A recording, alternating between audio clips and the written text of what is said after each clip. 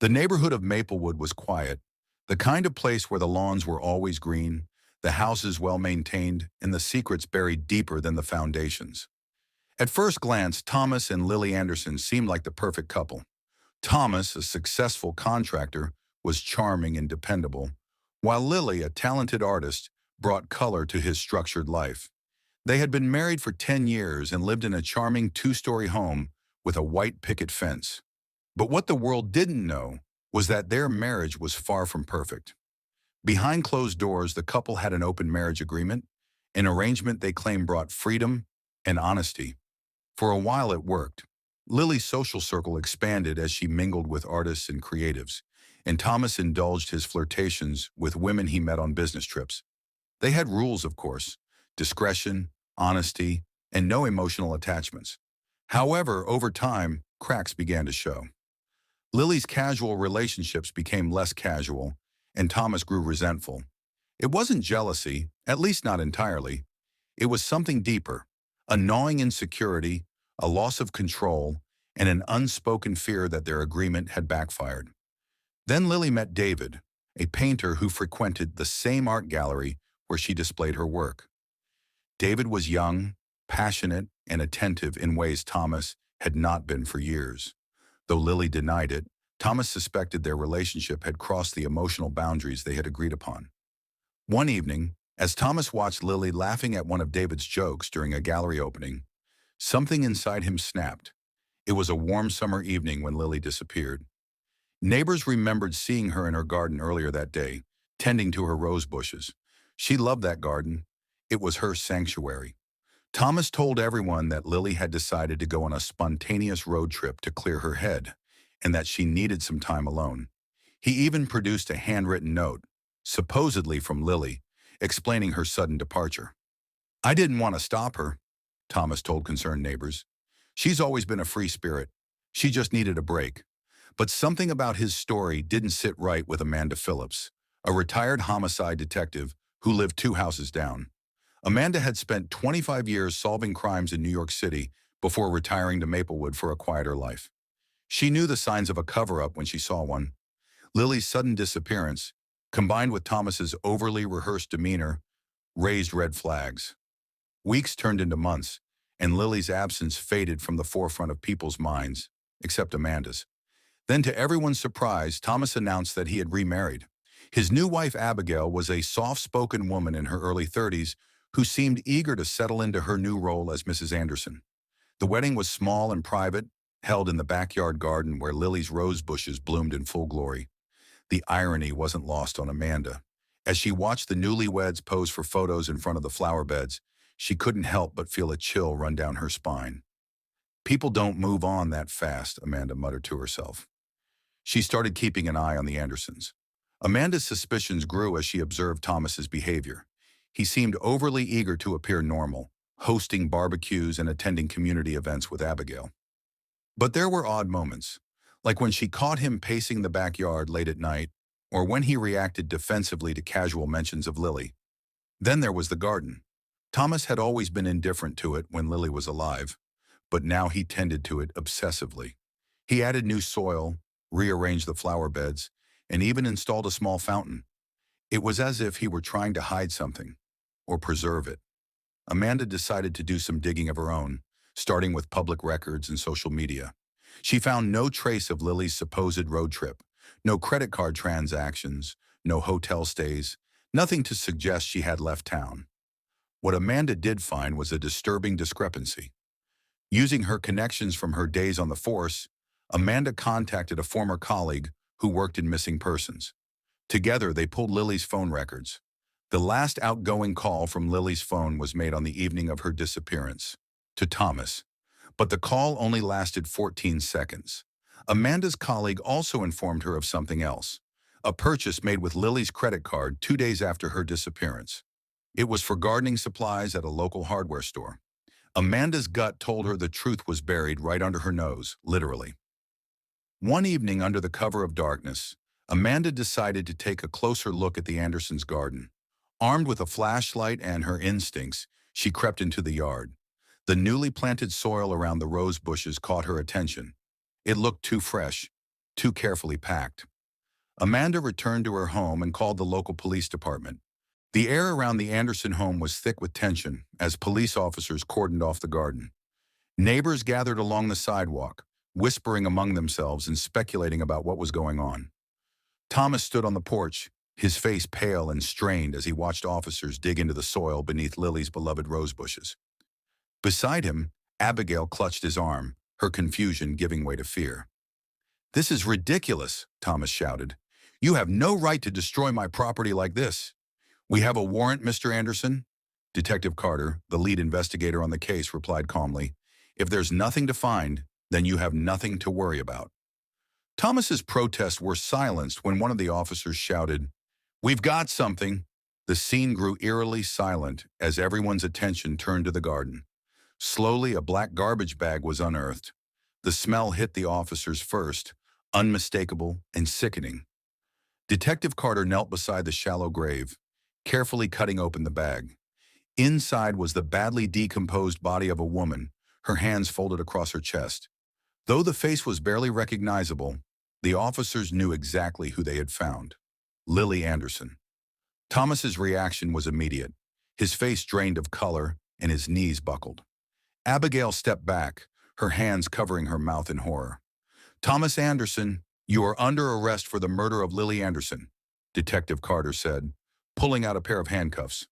"This is a mistake," Thomas yelled as officers restrained him. "I didn't kill her. You've got it all wrong." Amanda watched from her porch as Thomas was led to the squad car.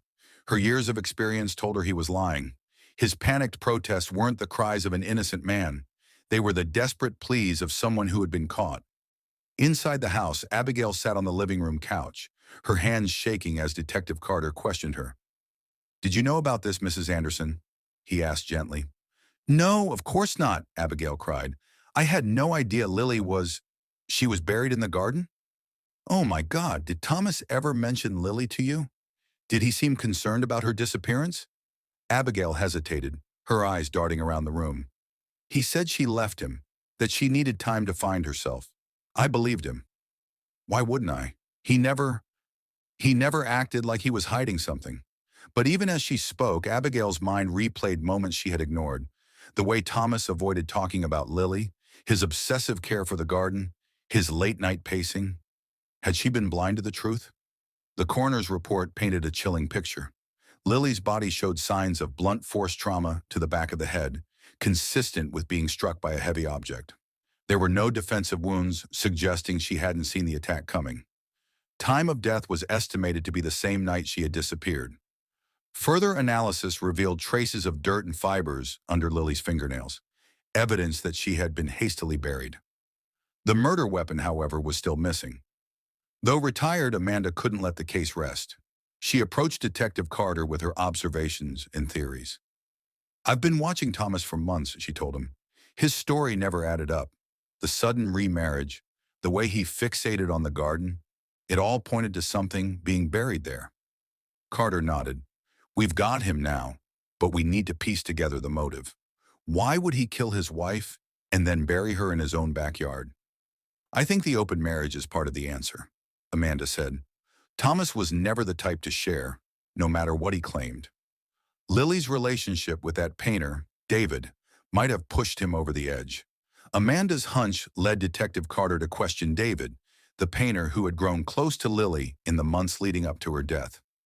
David was cooperative, but visibly shaken when he heard about Lily's murder. "I cared about her," he admitted. "She said she was unhappy in her marriage, but she didn't want to leave Thomas. She thought she could make it work." "Did Thomas know about you?" Carter asked. David hesitated. "I think so. He showed up at one of her gallery events. He didn't say much, but the way he looked at me, it was clear he wasn't happy." "Did Lily ever mention feeling threatened by Thomas?" "No," David said, frowning. "But she did say he had a temper. She brushed it off, though, said it was nothing to worry about." Back at the station, Thomas maintained his innocence. "I didn't kill Lily," he insisted. "She left me. I don't know how her body ended up in the garden. Someone must have planted it there to frame me." "Planted it?" Detective Carter repeated, unimpressed. "Thomas, your fingerprints are all over the garbage bag. We found receipts for the gardening supplies in your name, and Lily's blood was found on the shovel in your shed. You expect us to believe this is all a coincidence? Thomas faltered, his bravado crumbling. The news of Thomas's confession sent shockwaves through the small suburban community. For Abigail, the revelation was earth-shattering.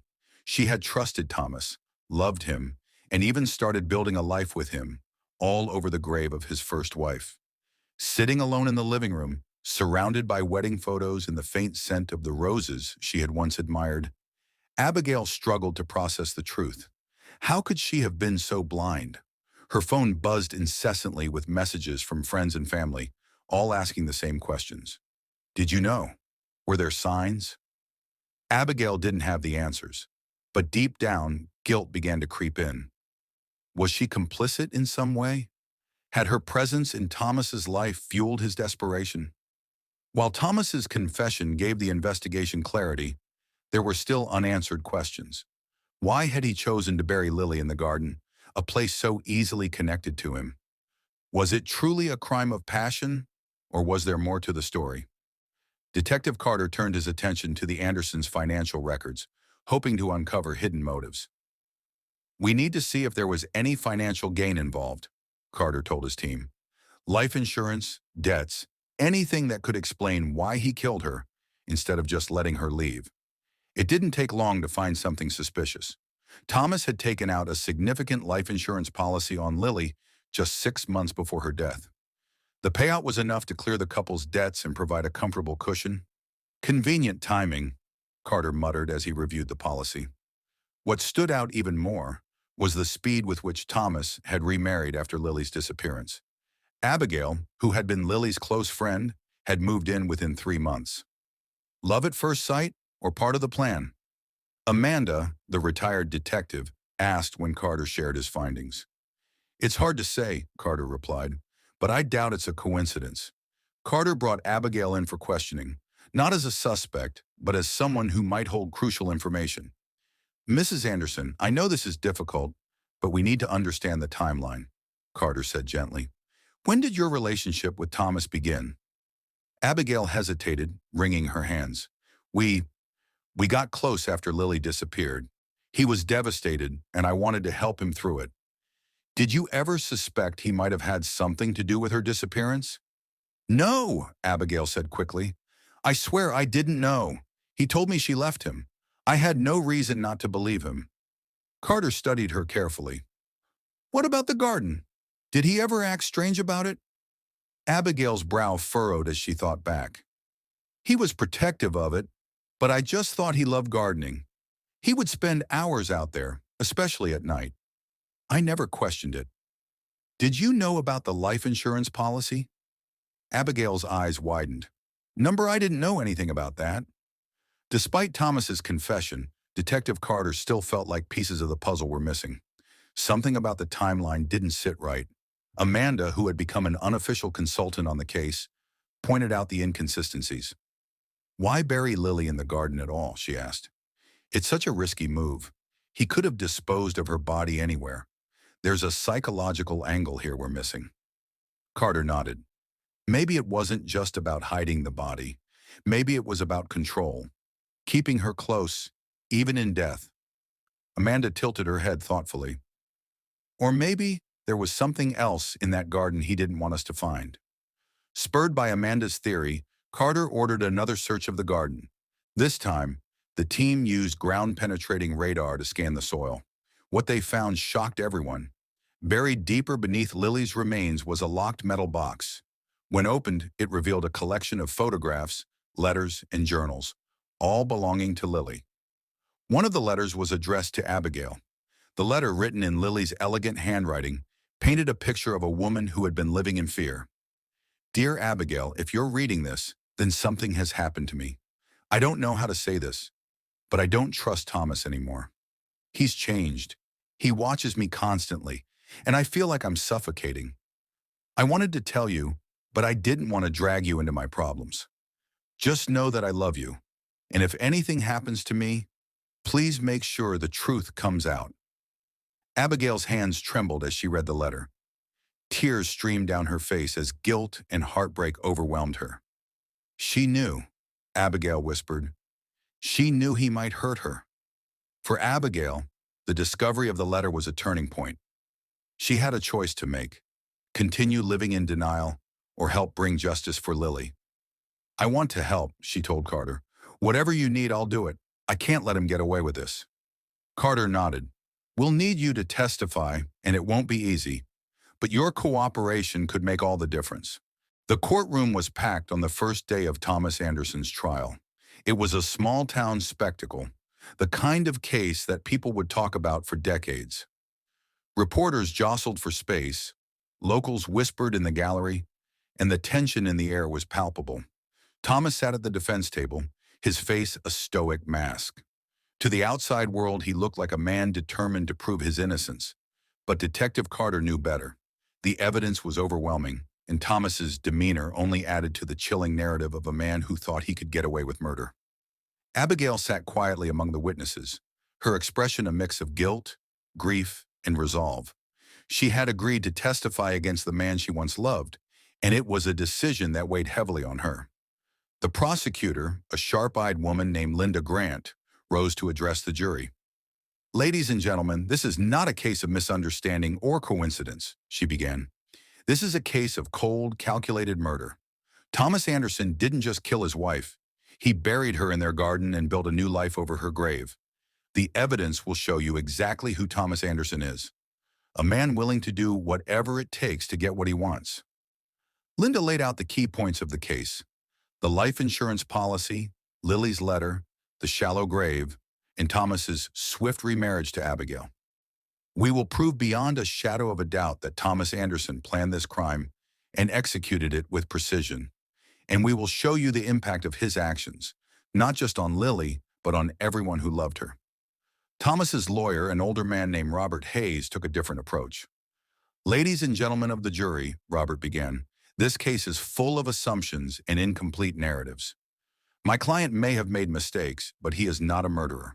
The prosecution wants you to believe that Thomas Anderson is a monster, but I will show you that this is a tragic misunderstanding, not a crime. The defense aimed to cast doubt on the evidence. They argued that Lily's disappearance was voluntary and that the garden burial was a desperate act of a man who panicked when he found his wife had died accidentally. When Abigail took the stand, the courtroom fell silent. Her testimony was crucial, not just because of her relationship with Thomas, but also because of the insight she could provide into his behavior. Mrs. Anderson, Linda Grant began, can you tell us about your relationship with the defendant? Abigail took a deep breath. Thomas and I started seeing each other a few months after Lily disappeared. At the time, I believed she had left him. He told me she was unhappy and had run away. And did you notice anything unusual about Thomas during your relationship? Abigail hesitated, then nodded. He was very controlling. He didn't like me asking questions about Lily or the garden. He would get angry if I brought it up. Linda nodded. And when you learned the truth about Lily, how did that affect you? Tears welled up in Abigail's eyes. I felt betrayed, horrified. I didn't want to believe it, but the evidence was there. He lied to me, and he took Lily's life. Robert Hayes approached for cross-examination, his tone sharp. Mrs. Anderson, isn't it true that you were in love with my client, that you chose to marry him despite the circumstances? Abigail straightened. Yes, I loved him, but I didn't know what he was capable of. If I had, I never would have married him. One of the most damning pieces of evidence presented during the trial was Lily's letter. Linda Grant read it aloud, her voice steady as the courtroom listened intently. This letter proves that Lily was afraid of her husband, Linda said. She knew something was wrong, and she reached out to her friend for help. Unfortunately, her fears were justified. The defense tried to argue that the letter was circumstantial, but its emotional weight was undeniable. When Detective Carter took the stand, his testimony was methodical and precise. He walked the jury through every piece of evidence, from the discovery of Lily's body to the financial records that revealed Thomas's motive. Detective Carter, Linda asked, in your professional opinion, was this crime premeditated? Yes, Carter replied without hesitation. The life insurance policy, the burial in the garden, and the quick remarriage all point to a calculated plan. This wasn't an accident. This was murder. When Thomas himself took the stand, his testimony lacked credibility. He stuck to his story that Lily's death was an accident, but under cross-examination, Linda Grant exposed numerous inconsistencies in his account. "Mr. Anderson," Linda said, her voice sharp, "if Lily's death was truly accidental, why didn't you call the authorities?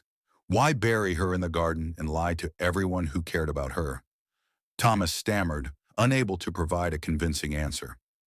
In her closing argument, Linda Grant appealed to the jury's sense of justice. The trial left the small town of Clearwater reeling. The shocking details of Lily Anderson's murder and the twisted motives of Thomas had gripped the community. While justice had been served in court for Detective Carter, the case didn't end with the conviction.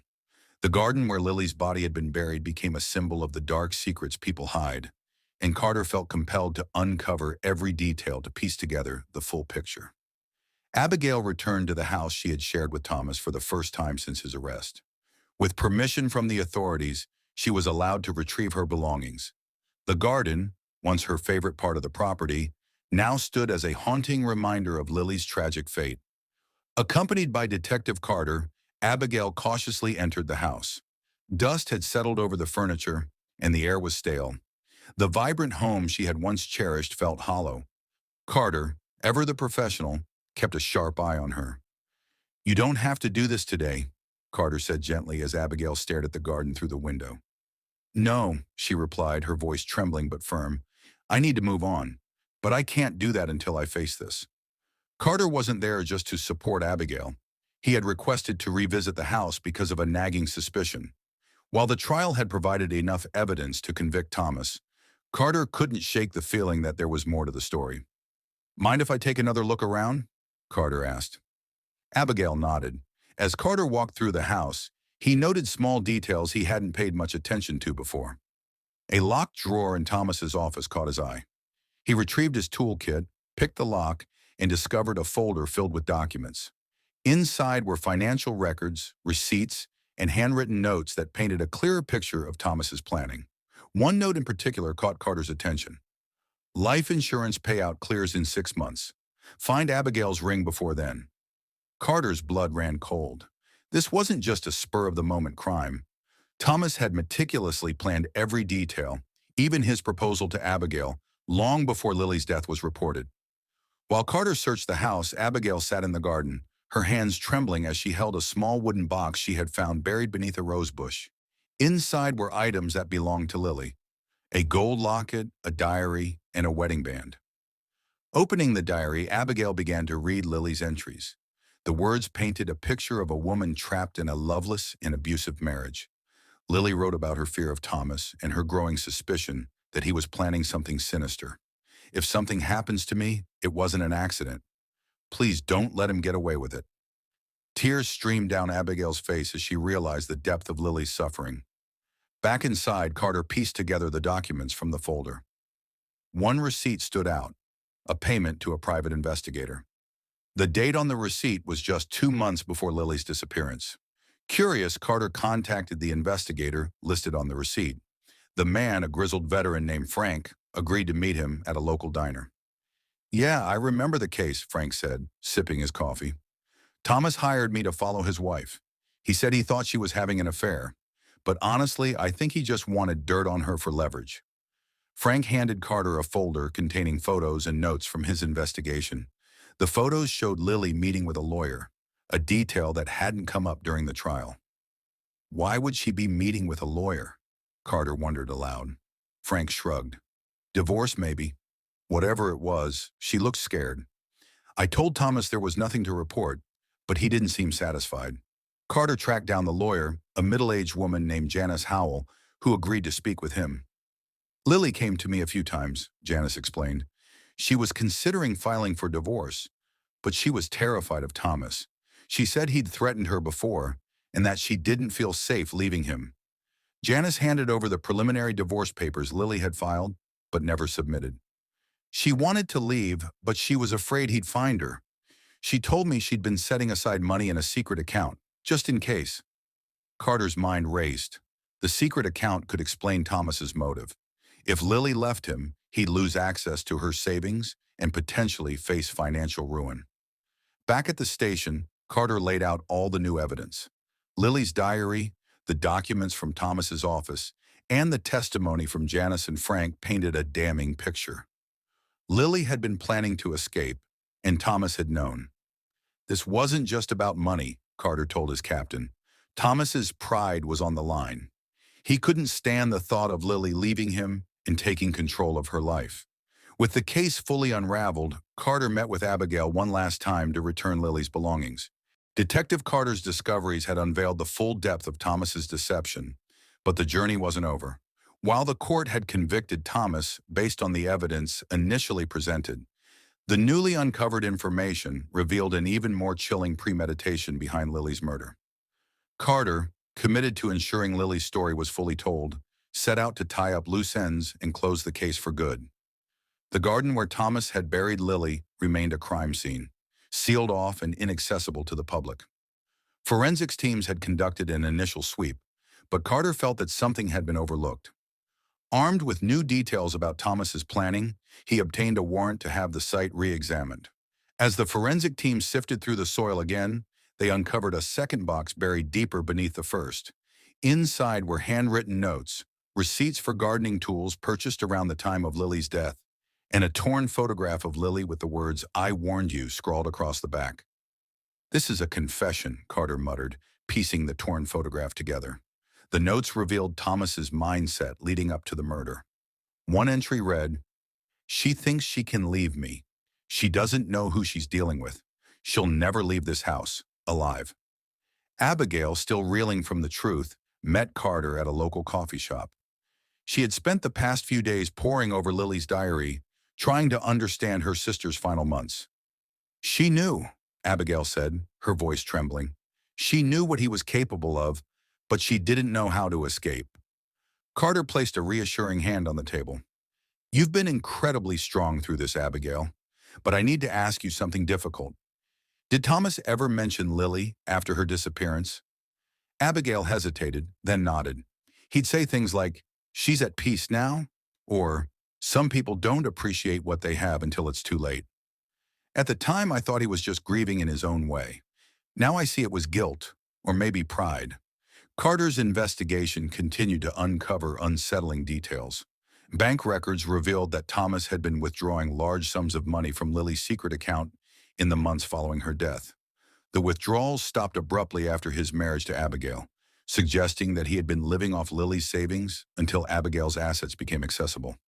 Money, pride, control, it all comes back to those three things, Carter told his captain during a briefing. "What about the new evidence?" the captain asked. "Does it change the case?" "It strengthens it," Carter replied. "This wasn't just a crime of passion.